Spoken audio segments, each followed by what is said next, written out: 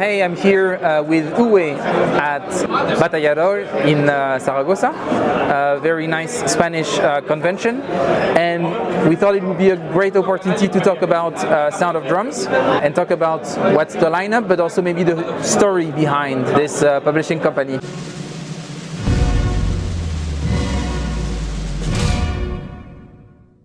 So maybe my first question to you is, who are you, Uwe? Who am I?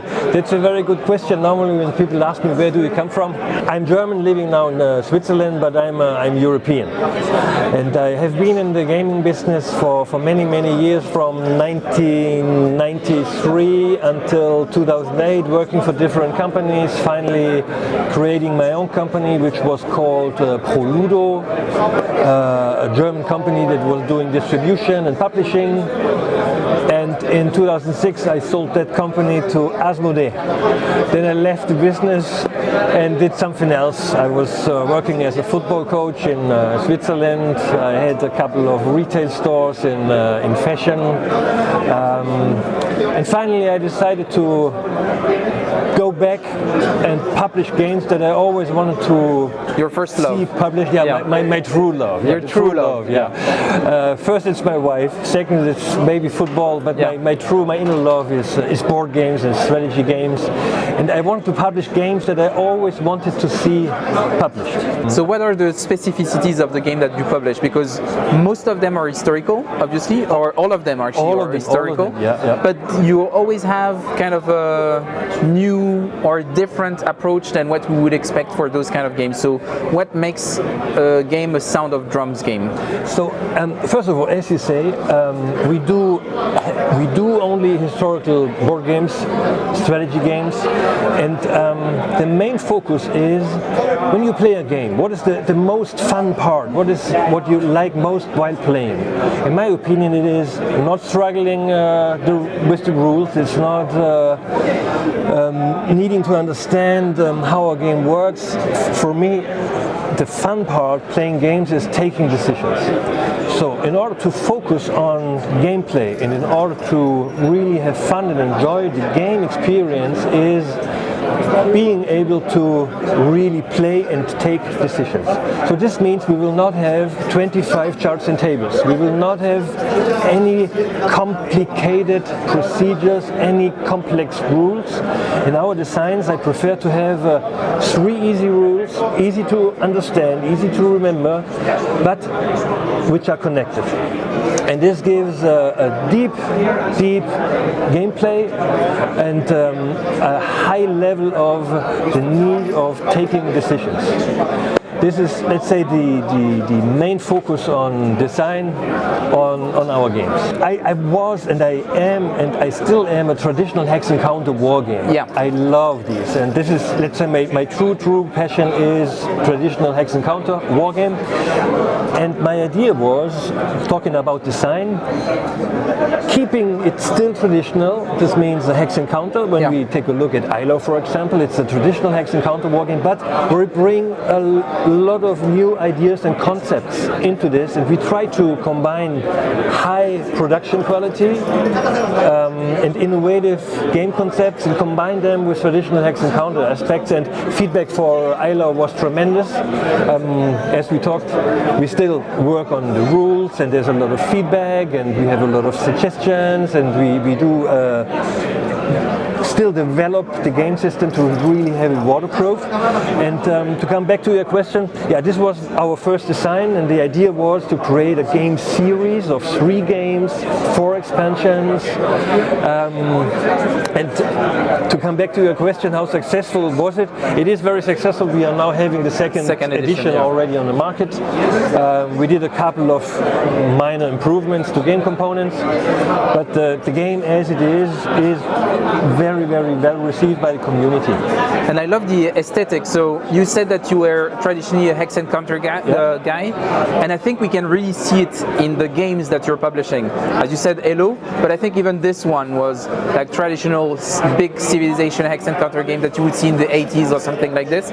But you have a very modern aesthetics, you have wooden components and everything. Yeah. I was wondering, so how inspired were you by the German side of gaming? I mean, one of our ambitions is to really have a close to perfect component quality. I mean, when you worked in the German board game type business, you know that the demand of having a really high quality level is absolutely necessary. So I'm used to that, and I have the ambition that when you have a game in your hands of Sound of Drums, that you feel there's a lot of value for the dollar, and that quality is outstanding. And we try to set the bar really very high. For example, our playing aids, they are mounted and they have folded edges. We pay attention to each and every detail, and each of our games is a labor of love. We invest a lot of time and effort together with our design team to have a close to perfect game in the meaning of game quality, game components. Very important. Yeah. So recently, Halo 1807 was released, and we've heard a lot of good things about it. We're going to feature it on the channel soon, so there will be a live stream so for people interested. But what is coming up next? We just published the game about the French Revolution, Patriots and Traders. We showed first games in Essen during the grand big show. We had superb feedback. We just have published the game Assault, tactical war game, Second World War. We have it somewhere there, the box. With Patriots and Traders, we published this very nice companion, this book about the French Revolution. And there's a story behind, because you know, when the designer contacted me, he said, "Oh, I have a game ready to be published." And I asked him, "What's it about?" He said, "The French Revolution." I said, "Oh my God, whoa. The French Revolution." And I'm really a history buff. I love history, and I always made a huge turn around the French Revolution, because the French Revolution is complicated, it's complex, it's chaotic, but still it's very important. So I was very hesitant and telling him, "Oh yeah, you know, very kind of you, but the French Revolution." He said, "Give me a chance. Let's have a game. Let's play." Then we played on Steam. On TTS?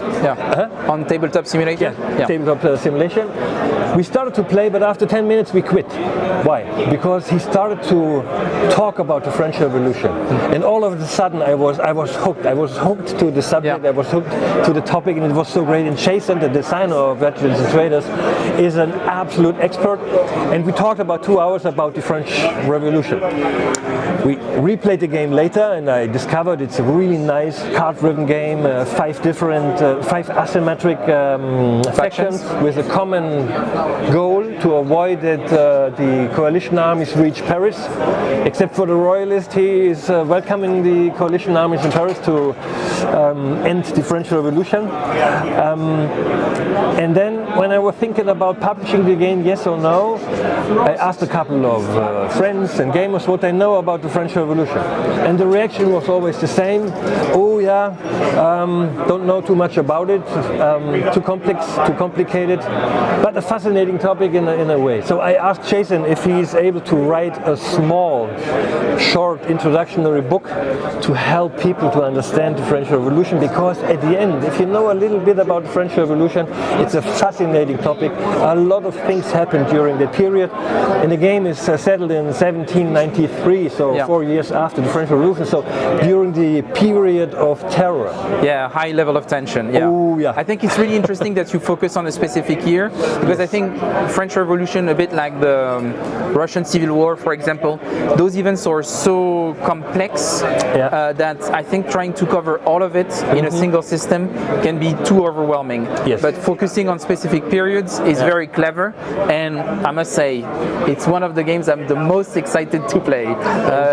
But there is another one that I'm excited about, and that's the next Cal Paradis game.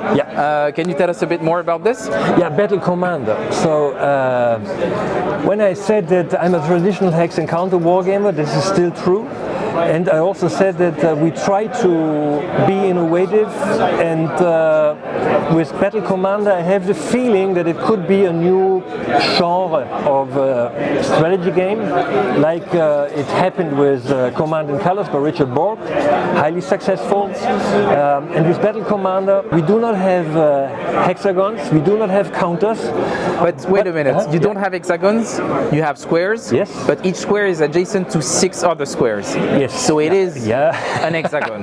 Yeah. It is a hidden hexagon. Yeah. It comes through the back door, if you want. Yeah.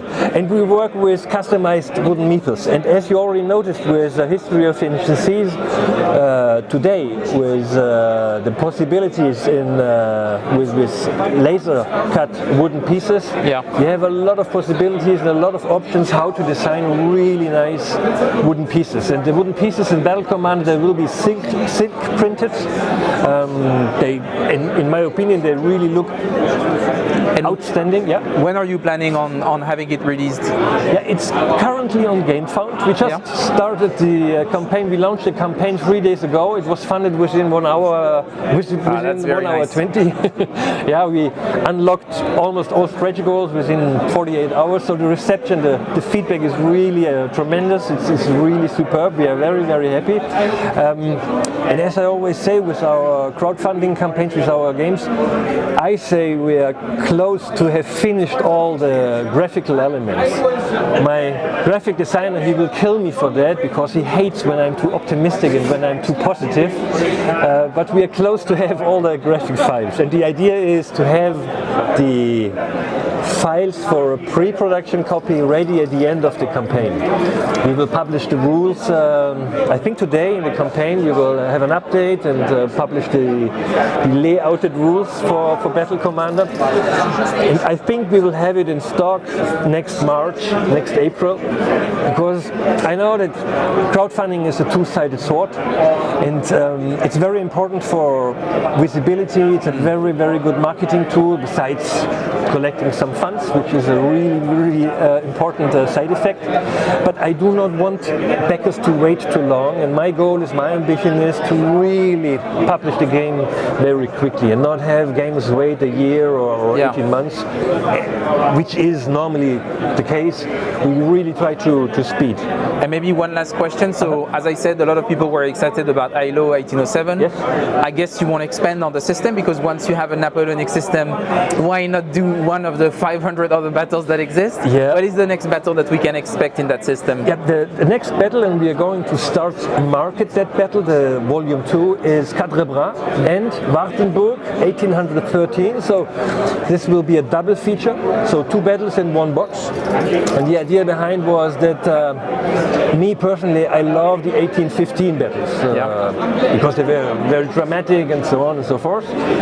But many people said, again, Quatre Bras, and then my idea was to publish 1 battle in this box that was never published before, Wartenburg 1813, which was a very interesting situation. And this we will start, as I said, marketing in December, and also again a crowdfunding in February 25. And after that, I have a lot of designs in the series on my table. I would love to ask the community, because as I always say, I do not do these games for my pleasure only, it's for the community, and I'm totally open to any feedback, to any suggestion. We have in the works right now Aspen Essling, Dresden, Borodino, of course Waterloo, Lini, Eckmühl, Auerstedt, Albuera. So there are many, many possibilities, and maybe I will do a kind of poll and ask gamers what they would like to see as volume 3. We will see that. But great, thanks a lot, Uwe, for taking the time, talking us about Sound of Drums. Really excited about the future, and see you soon. Thanks a lot, Fred. Bye bye. Bye bye.